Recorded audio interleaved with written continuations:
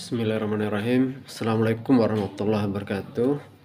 Sekarang saya ingin menjelaskan terkait dengan bagaimana kita mempertahankan pembangunan ya dengan kondisi APBD yang terbatas ya.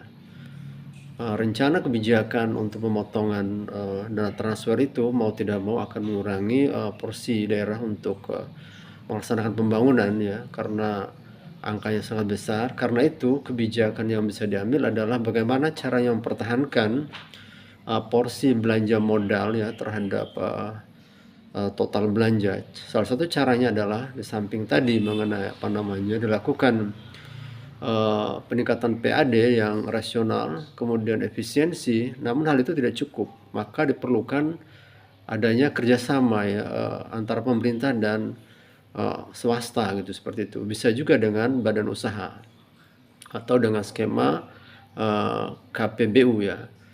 KPBU ini bukan suatu hal yang baru ya, karena beberapa pemerintah provinsi maupun kota sudah ada yang melaksanakan. Misalnya di pemerintah Jawa Timur membangun SPAM itu dengan kerjasama dengan swasta ya, KPBU ya, badan usaha.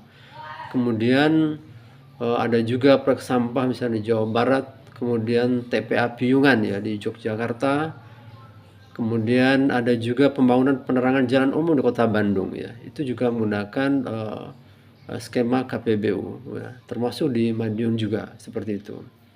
Jadi bukan suatu hal yang dilarang ya, tentu setelah melalui penilaian studi kelayakan yang kuat ya, yang memadai sehingga itu bisa dilaksanakan ya. Karena kalau kita mengandalkan APBD itu sangat tidak mungkin kan untuk melakukan percepatan pembangunan ya. Karena itu daerah-daerah yang memiliki program strategis penting dan memiliki dampak ekonomis yang kuat ya, atau juga untuk perbaikan pelayanan, bisa memilih skema KPBU ini sebagai jalan keluar ya untuk mempercepat pembangunan di tengah dana transfer atau kapasitas fiskal yang sangat terbatas.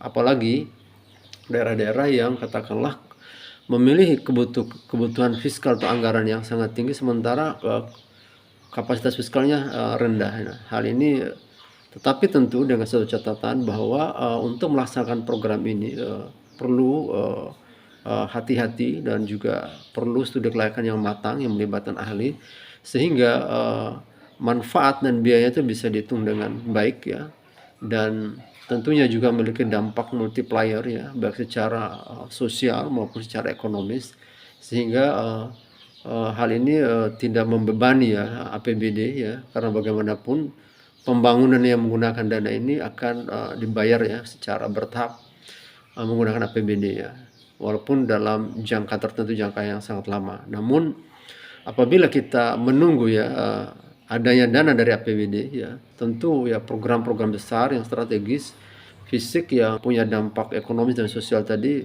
tidak bisa dilaksanakan dalam kondisi fiskal yang sangat terbatas, apalagi daerah yang bergantung ya sangat tinggi kepada pemerintah pusat ya.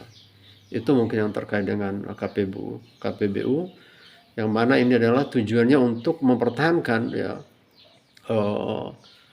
pembangunan ya yang sudah berjalan ya, minimal dia bisa bertahan, tetap bertumbuh ya, dengan tidak bergantung pada kondisi fiskal yang ada ya. Mungkin demikian, terima kasih, semoga ada manfaatnya. Assalamualaikum warahmatullahi wabarakatuh.